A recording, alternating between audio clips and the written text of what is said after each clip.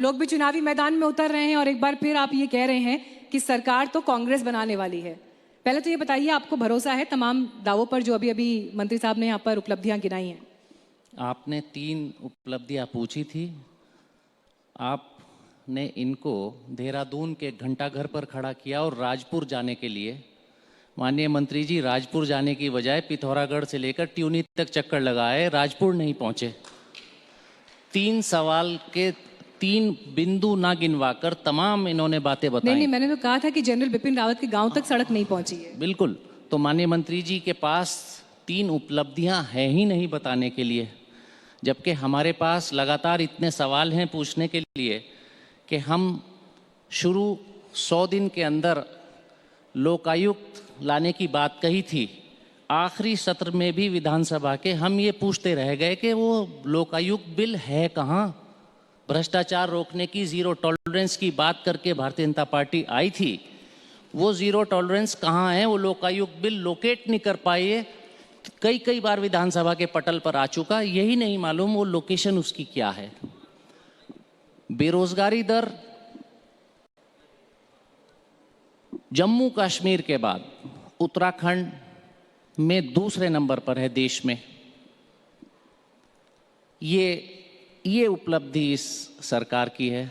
और तीसरी उपलब्धि कि मुख्यमंत्री जी मौखिक आदेश खनन रोकने के लिए, खनन बढ़ावा देने के लिए, खनन के वाहनों को छुड़वाने के लिए अपने स्टाफ को देते हैं, और वो जू का त्यों सीधे सच्चे लोग हैं, जू का त्यों खुलासा कर देते हैं कि माननीय मुख्यमंत्री जी के मौखिक आदेश पर इन वाहनों के चालान तुरंत निरस्त किए जाएं।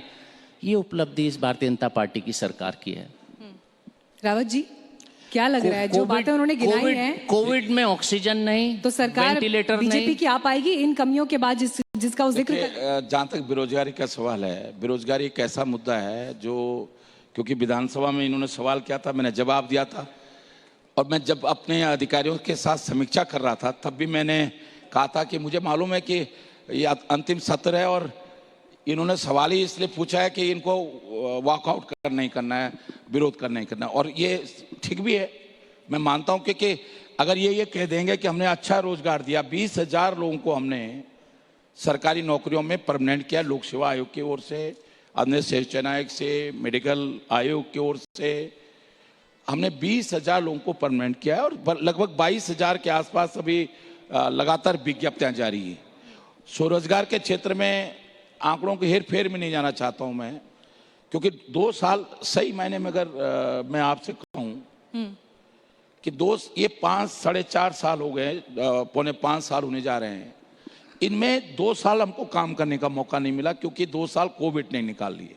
और वो केवल उत्तराखंड के नहीं, हिंदुस्तान के नहीं, जहाँ इनकी सरकार है राजस्थान, उनके भी निकल गए। लेकिन सर, मुश्किल हालातों में तो काम करके हीरो बनता है। हाँ, तो हमने मुश्किल हालातों में काम किया ना, कि जैसे काम करने का मौका नहीं मिला। नहीं, अगर 2 साल तो सब कुछ ठप रहा था।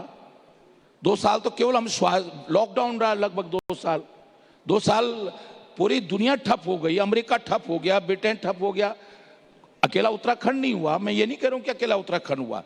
तो सही मायने में 5 साल में हमको 3 साल काम करने का मौका मिला है। और इन 3 सालों में जो ये इनके पास पता नहीं कहां से आंकड़े हैं, आप भी देख लीजिएगा नेट पे, कि उत्तराखंड में जो लेटेस्ट बेरोजगारी की दर है वो 3.1 है, और जहां इनकी सरकार है राजस्थान में, वहां 20 पॉइंट समथिंग है, 20.4 या 5 है। तो अब ये मेरे इस आंकड़े को मानने के लिए तैयार नहीं, विधानसभा में नहीं माना तो आपके चैनल पे वो इसलिए कि पीरियोडिक लेबर फोर्स के आंकड़े जो स्टैटिस्टिक्स डिपार्टमेंट भारत सरकार जारी करता है, मेरा अगर आंकड़ा हो तो आप उसको काट दीजिए। जब वो भारत सरकार का आंकड़ा है। आपने जिक्र किया बेरोजगारी का, आपने जिक्र किया महंगाई का, तो कुछ आंकड़े मेरे पास भी हैं। आप जब बीजेपी पर लगातार ये आरोप लगा रहे हैं कि महंगाई बढ़ रही है, देहरादून में पेट्रोल की कीमत 94 रुपए है, जबकि राजस्थान के जयपुर में 107 से ज्यादा है, छत्तीसगढ़ में 101 से ज्यादा है। तो मैं इसका जवाब, राजस्थान और छत्तीसगढ़ में पेट्रोल 100 पार हो जाए तो फर्क नहीं पड़ता, बिल्कुल। देहरादून में 94 रुपए हो तो उससे फर्क पड़ता है। ये दोहरा रवैया क्यों? मैं एक्सेप्ट करता हूं, और मुझे पता होता ताली बजाने वाले भी साथ लाने हैं तो मैं भी ले आता 2-3 गाड़ी भरकर।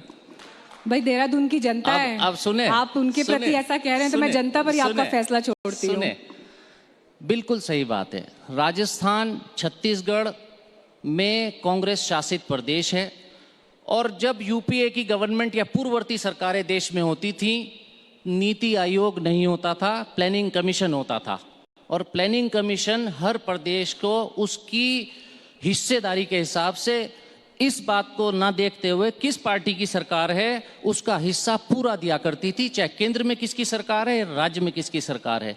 नीति आयोग के चलते हुए एक रेस्ट्रिक्शंस उनके हाथ में ऐसी आ गई कि किस पार्टी की सरकार कहाँ है। अगर विपक्ष की सरकार है तो केंद्र सरकार की सपोर्ट नहीं मिलती, उनको सरकार चलाने के लिए यकीनन यही एक सूत्र मिलता है। पेट्रोल के दाम कम करने तो वैट तो राज्य सरकार के हाथ में है ना, वो कम कर सकती है। वो तो मैं एक्सेप्ट कर रहा हूँ, ये डबल इंजन की सरकार है। जो डबल इंजन की सरकार कहकर आए थे, हम इनसे उम्मीद करते थे कि बेहतर परफॉर्मेंस करेंगे। सुने, एक सेकंड, आप शामिल कर लीजिएगा जवाब उसमें। जब आप बीजेपी की नाकामियां बता रहे हैं, क्योंकि वो सत्ताधारी दल है, विपक्ष होने के नाते आपका हक है, आप बताइए। लेकिन चुनाव में जब आप अपनी जीत का दावा करते हैं आगामी चुनाव में, तो क्या ये बीजेपी की नाकामियों पर आधारित है, या आपके पास राज्य के लिए कोई ऐसा विजन है जिस पर जनता आप पर भरोसा करे, उन उम्मीदों के साथ आपको वोट है? जैसे जब हरीश रावत जी की सरकार थी इस प्रदेश में, जिसमें हमारे बड़े भाई माननीय हरक सिंह रावत जी मंत्री थे, और मैं उम्मीद करता हूं उसको मने नहीं कर पाएंगे, उत्तराखंड का पर कैपिटा इनकम दुगने से ज्यादा जंप किया था, जो कि पूरे प्रदेश की वित्तीय स्थिति का एक इंडिकेटर था, होता है। पर एक मिनट भाई साहब, अब आप भी, मैं आपके बीच में नहीं बोला, पर कैपिटा इनकम एकदम डबल से ऊपर गया था। आप कंप्लीट करिए काजी साहब, फिर मैं पर कैपिटा इनकम डबल से ऊपर गया था, वो हमने करके दिखाया था। हमारी सरकार ने उस समय, जिसमें आप ही की सरकार को कहूंगा, वो उसमें आप भी शामिल थे, तारीफ आपकी भी होगी, भले ही बाद में आप हट गए थे, वो एक इंडिकेटर है। और अभी आप अपनी सरकार के बारे में बता रहे थे, 2 साल कोविड के गए, तो कोविड में आप बहुत अच्छी परफॉर्मेंस नहीं दे पाई, ये आपने कहा, अच्छा हम भी मानकर चलते हैं। कोविड से पहले आपके पास 3 पूरे भरे साल थे, और आपके बजट के आंकड़ों को अगर कोई पढ़े तो आपके रेवेन्यू कलेक्शन जो है वो 20 से 30% कम है उन 3 सालों में। जो प्रोजेक्टेड आपने विधानसभा में रखे, जो एक्चुअल आंकड़े हैं वो 20 से 30% कम हैं, और जो आपके एक्सपेंडिचर्स हैं वो 40-45% कम हैं। जो आपने प्लान बजट के लिए अपने टारगेट्स रखे थे वो 40-45% कम है। भारत सरकार की एक PMKSY योजना है, प्रधानमंत्री कृषि सिंचाई योजना, जिसमें 65,000 करोड़ रुपए भारत सरकार ने एलोकेट कर रखे हैं राज्य की सिंचाई व्यवस्था के लिए। अब इंटरेस्टिंग आंकड़ा, एक मिनट, 600 नहरें उत्तराखंड में बंद हैं, और ये 2016 में PMKSY आई थी। उत्तराखंड राज्य को 1 रुपया नहीं मिला PMKSY से। उत्तराखंड राज्य को सिंचाई विभाग ठप पड़ा है, जिसके कारण कृषि ठप हो गई, और असिंचित जो भूमि है वो लगातार यहाँ बढ़ती जा रही है। एक मिसाल आपको मैं दे रहा हूँ, और कृषि सेक्टर ऐसा सेक्टर है, जब सारे सेक्टर्स फेल हो गए कोविड में, कृषि सेक्टर ऐसा था देश का, उत्तराखंड का ही नहीं देश का, जिसने पूरे देश को, हमारे प्रदेश को संभालने का काम किया था। ये कार्य प्रणाली हमारी भाजपा सरकार की, उत्तराखंड राज्य की सरकार की। ठीक है रावत जी, रावत जी बस एक क्योंकि काजी साहब जो आज बहुत सारे आंकड़े लेकर बैठे हैं, मेरे पास एक रिवर्स आंकड़ा आपके लिए भी है। आप 3 बार MLA रह चुके हैं बेंगलुरु सीट से, हरिद्वार में ये सीट आती है, और 2014 का ये आंकड़ा मैं आपको बताना चाहती हूँ, जिस वक्त हरिद्वार में प्रति व्यक्ति आय 1,22,172 थी, जबकि उत्तरकाशी में, जो कि पर्वतीय क्षेत्र है, वहां पर प्रति व्यक्ति आय 59,791 रुपए थी, यानी उसके कंपैरिजन में आधे से भी कम। तो क्या आप इस तरह के डेवलपमेंट मॉडल की पैरवी करते हैं उत्तराखंड के लिए? अच्छा होता कि आप मेरी बजाय सरकार से सवाल पूछते। सर, उससे पहले तो सरकार से सवाल थे अच्छा ना? होता। मैं उस दल से भी सवाल पूछना चाहती हूँ जो ये दावा कर रहा है कि वो सत्ता में आएंगे। मैं इस बात को लगातार विधानसभा के अंदर मैं बोल रहा हूँ, और पलायन जो अभी बहुत डिस्कशन अभी हो रहा था, पलायन पर भी मैं बात लगातार करता हूँ कि एक ही नहीं, जगह आपने लेकिन सुने, मेरे सवाल का सुने, जवाब नहीं मैं दिया। दे रहा हूं जवाब। पलायन पे मैं बाद में अलग से आऊंगी। आपकी सरकार, मैंने इस पॉइंट मैं पे आपकी आपका डेवलपमेंट मॉडल पे मेरा सवाल डेवलपमेंट मॉडल हर कोना डेवलप्ड हो। मेरा ठीक है। डेवलपमेंट मॉडल नीतियां बनाना नहीं, नीतियों को एग्जीक्यूशन कराना मेरा डेवलपमेंट मॉडल है। इन्होंने हिल स्टेट की पॉलिसी अलग बनाई, इंडस्ट्रियल पॉलिसी, और प्लेन्स की अलग बनाई, उसमें तमाम इंसेंटिव्स दिए। मेरा सवाल कि वो इंसेंटिव्स दिए हिल के लिए, और तमाम समिट्स हुए, और हमने कई लाख करोड़ तक के इन्वेस्टमेंट्स का वादा उत्तराखंड सरकार का सुना, और उसमें दूसरे इंजन ने भी पूरे जोर लगाए। रोड शोज हुए, तमाम कॉन्फ्रेंसेस, सेमिनार्स हुए, बड़े बड़े नाम आए, लेकिन वो नीतियां बनाई और फाइल बंद करके रख दी, लागू नहीं की। अगर वो नीतियां लागू होंगी रावत जी, तो फिर पहाड़ का भी उसी तरह विकास होगा जैसे प्लेन का। और नीतियां जमीन पर उतर नहीं पाई। देखिए, ये उत्तराखंड का दुर्भाग्य रहा है हमेशा। मैं एक निवेदन करूं आपसे कि बातें बड़ी बड़ी की जा सकती है, आंकड़े दिए जा सकते हैं, सब कुछ हो सकता है, और निजामुद्दीन जी और इनके गुरुजी भी हरीश भाई आंकड़ेबाज हैं। और मैं, ये बात सच है, मेरे गुरु नहीं है, मेरे गुरु मेरे पिताजी और थे। देखो, मैं मैथमेटिक्स का विद्यार्थी रहा हूँ, इसलिए मैं बहुत आंकड़े में विश्वास नहीं करता हूँ, धरातल पर और व्यवहारिकता में विश्वास करता हूँ। और जहाँ तक आंकड़ों का सवाल है, ये बात सही है कि मैं हरीश राव जी के साथ मंत्री था, लेकिन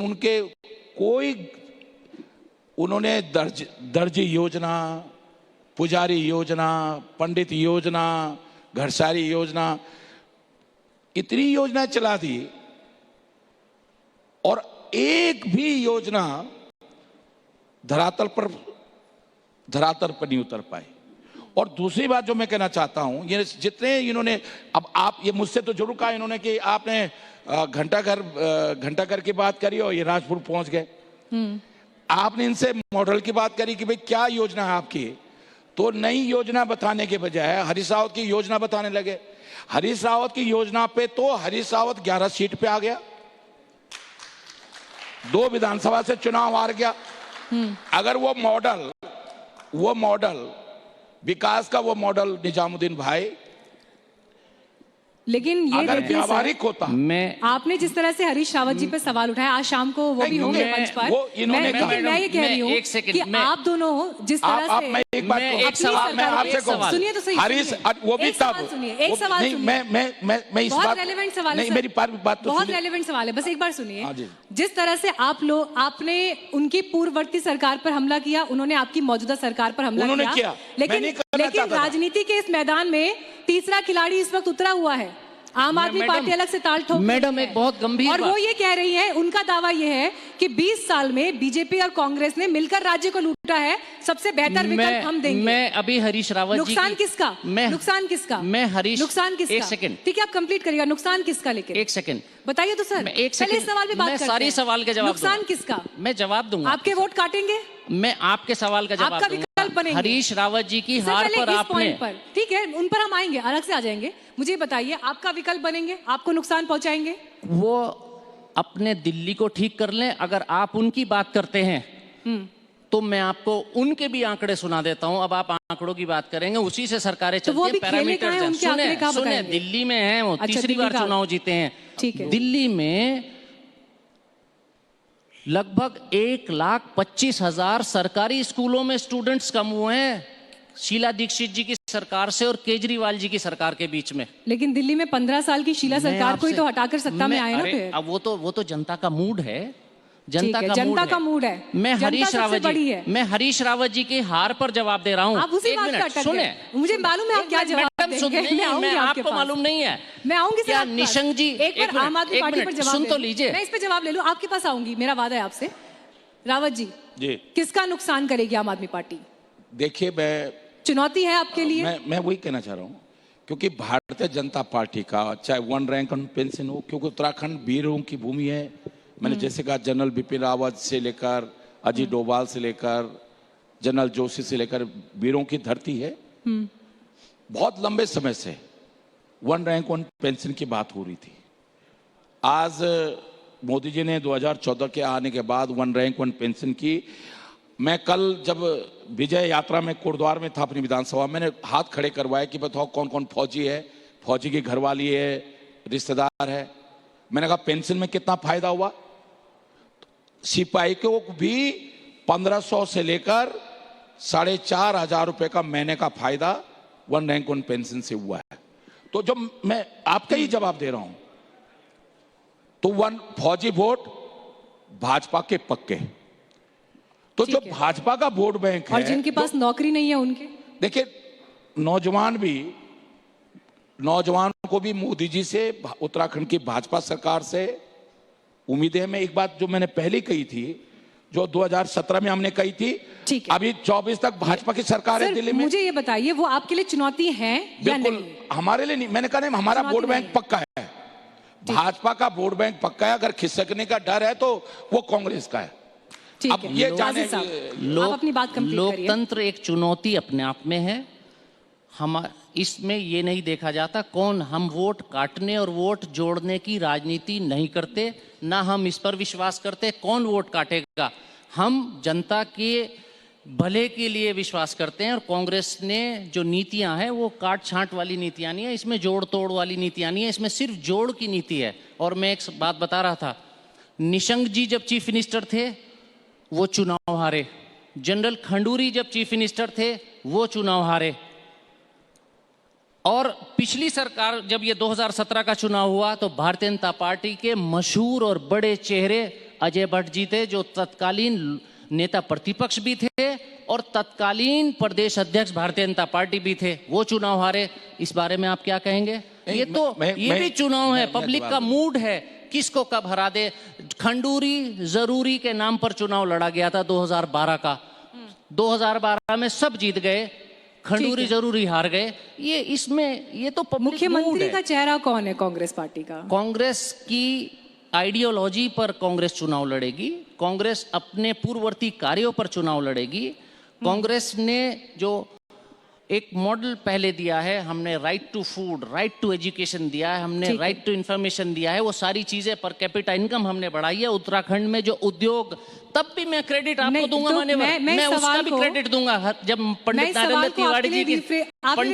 तिवारी जी की सरकार में आप थे, उस समय औद्योगिकीकरण हुआ, कर दिया है, ये मैंने देख तो लिया। हमने अपना किया। पर सवाल फिर लेकर आऊंगी आपके पास, फिर लाइए। सवाल ये है, हर सवाल का जवाब हरीश रावत जी मुख्यमंत्री पद का चेहरा है या नहीं है? हमारे सभी नेता एकजुट होकर चुनाव लड़ रहे हैं। कांग्रेस, हरीश रावत जी हैं चेहरा या नहीं है? कांग्रेस की रीति नीति में विश्वास रखते हुए चुनाव लड़ते हैं, और एक डेमोक्रेटिक पार्टी है, वहां कोई भी व्यक्ति कभी भी किसी भी पद पर आ सकता है। ये ऑटोक्रेसी हमारे यहाँ नहीं है, हमारे यहाँ तो पूरी डेमोक्रेसी है। यानी हरीश रावत जी मुख्यमंत्री पद का चेहरा नहीं होंगे? वो भी हो सकते हैं, मैं भी हो सकता हूँ, प्रीतम सिंह जी भी हो सकते हैं। हम तो आपकी तरफ भी निगाह उठाकर देख रहे हैं। मैं इसी सवाल पर आने वाली थी। रावत जी बहुत मुस्कुरा रहे हैं, कुछ करीबी भी दिखाई दे रही है, जनता के मन में सवाल बड़े हैं। ऐसा देखिए, मैं हमेशा, मेरी एक आदत है, जब मदन कौशिक जी, मैं कांग्रेस, कुछ मूड बदल तो नहीं रहा है? जब मदन कौशिक जी जो है बीजेपी में थे और मैं कांग्रेस में था, तो मेरे इनके संबंध वैसे ही थे। निजामुद्दीन के पिताजी और मैं पड़ोसी रहे लखनऊ में, गोमती नगर में। हमारा घर, जब ये मंत्री थे, वन मंत्री थे निजामुद्दीन के पिताजी, और मैं खादी ग्राम उद्योग में था, तो ये पड़ोसी थे बिल्कुल, इसके पिताजी मेरे पड़ोसी थे। तो मैंने तो इसके पिताजी के साथ काम किया है। तो ये मेरा बेटा है।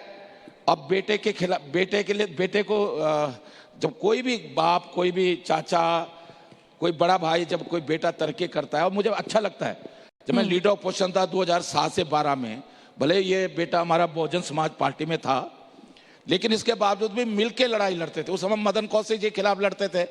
देखिए, हम तो वकील हैं, और इसलिए मुस्कुरा रहा हूं कि देखिए, लॉयर्स तो जब अदालत में होते हैं तो बड़ी दलीलें आती हैं और दूसरे पक्ष से भी सवाल बड़े आते हैं। दूसरा सवाल मेरा आपके लिए ये है, मैं यही कह रहा हूं, नजदीकियां, आपने पारिवारिक नजदीकियां और दोस्ताना संबंधों का जिक्र किया, लेकिन अगर राज्य में बीजेपी दोबारा जीत दर्ज करती है, अपनी जीत दोहराती है, तो क्या आप पुष्कर सिंह धामी जी को मुख्यमंत्री बनते हुए देखना चाहेंगे? मैं एक बात कहूं आपसे, इस बार उत्तराखंड में जो हमने 2017 में कहा था, मैंने कल कोटद्वार में भी कहा कि दिल्ली में अभी 24 तक तो गारंटी है ना भाजपा की सरकार दिल्ली में रहने वाली है, भले ही उसके बावजूद भी आएगी, लेकिन 24 तक तो है ही है।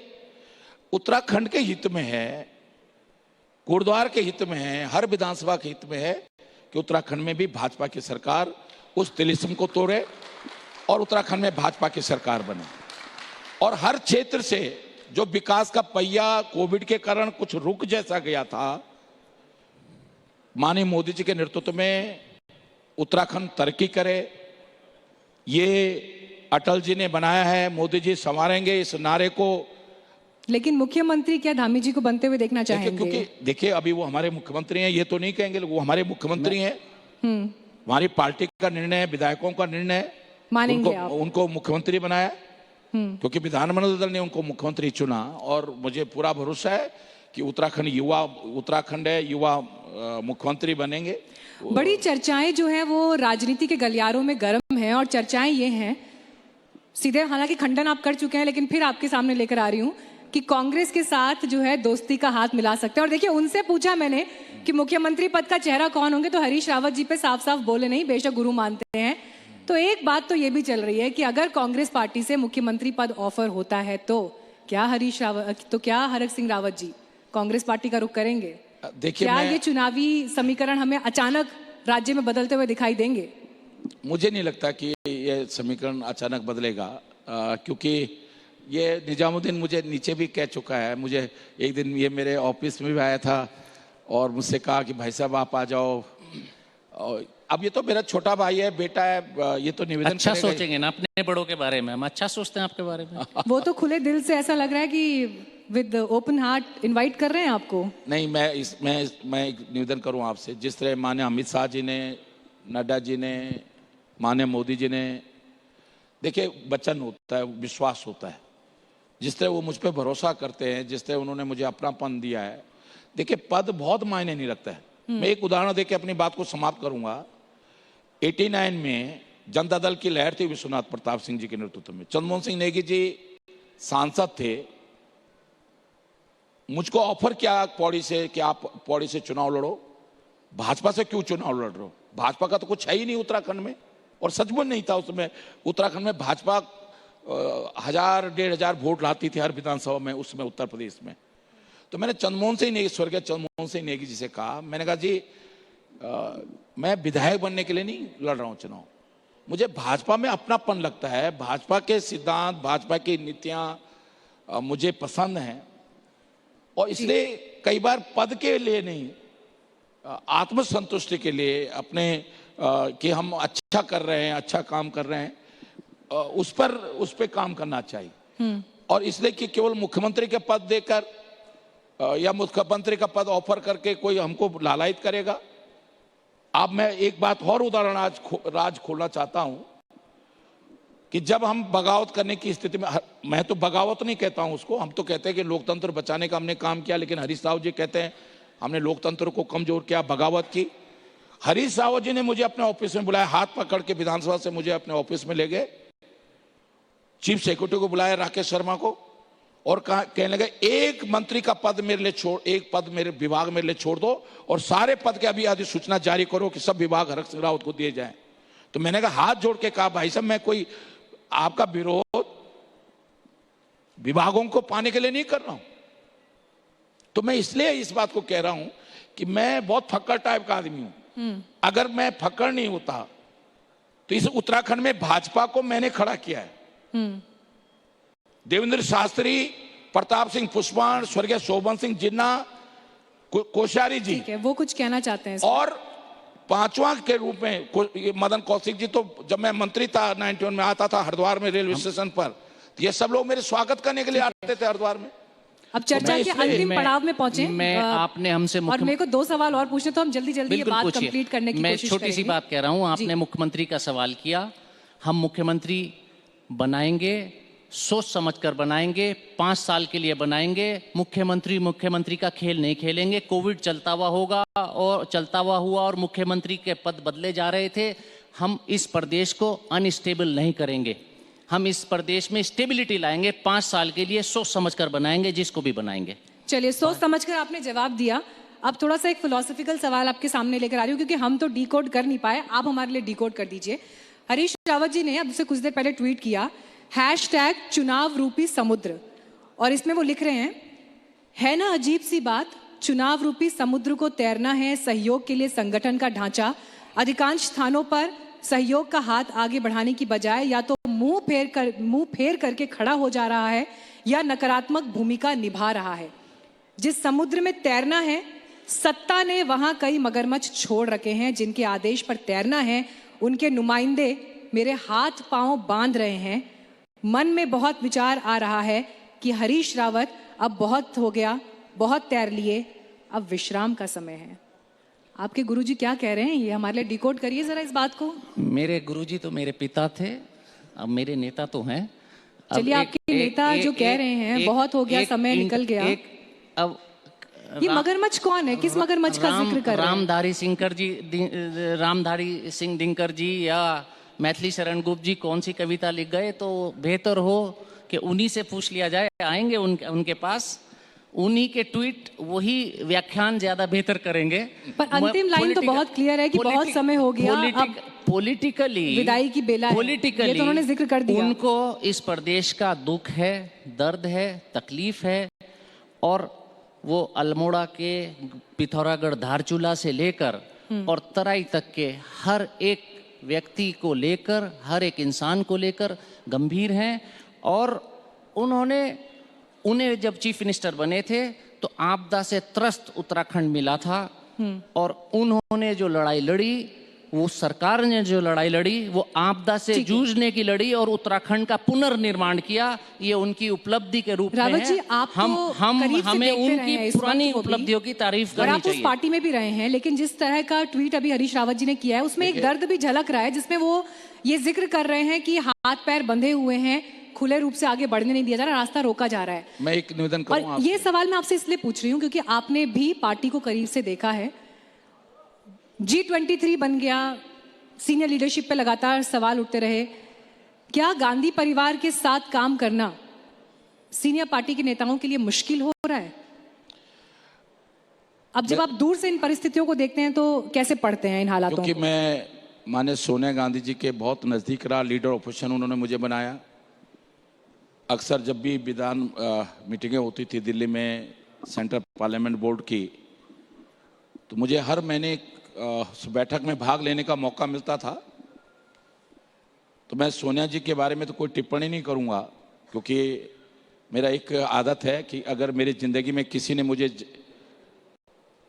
बुरे मौके पर कभी भी थोड़ी सी भी मदद की है, तो मैं उसके उस एहसान को कभी नहीं भूलता हूं।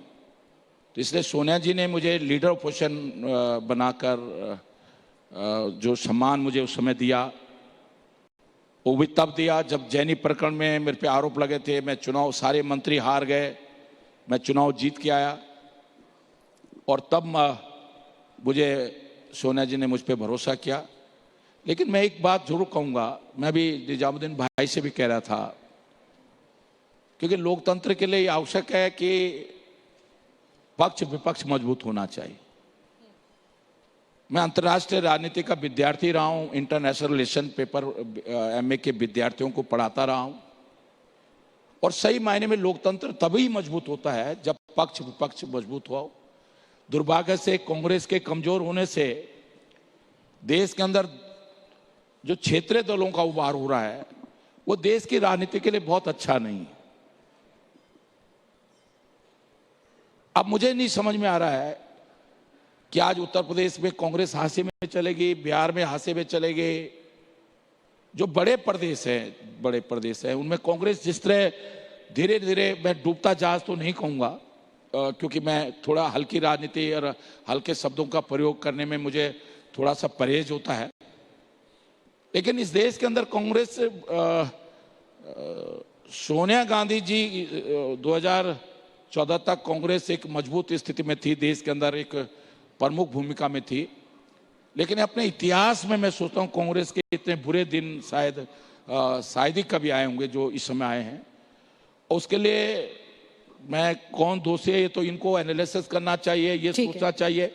लेकिन मैं एक बात छोड़कर, इन्होंने एक बात कही, भाजपा ने मुख्यमंत्री बदले, क्योंकि मैं इनके साथ भी रहा। ये ठीक है, हमने 3 बदले, तो इन्होंने भी तो 2 बदले। तिवारी जी को छोड़कर इन्होंने तो, विजय बहुगुणा जी मुख्यमंत्री थे, अचानक हरीश रावत जी को लिया है। अब देखिए, अगर इन पे, अगर हम पे आरोप है तो इन पे भी चर्चा है। के बिल्कुल अंतिम पड़ाव पर हमारे अगले मेहमान भी मदन कौशिक जी भी आ गए। मैं आखिरी सवाल, बस एक लाइन में जवाब चाहूंगी। उत्तराखंड में कांग्रेस के अच्छे दिन आएंगे क्या? कांग्रेस के अच्छे दिन उत्तराखंड में ही नहीं, देश में आएंगे। कांग्रेस के बुरे दिन के बारे में आप बात कर रहे थे।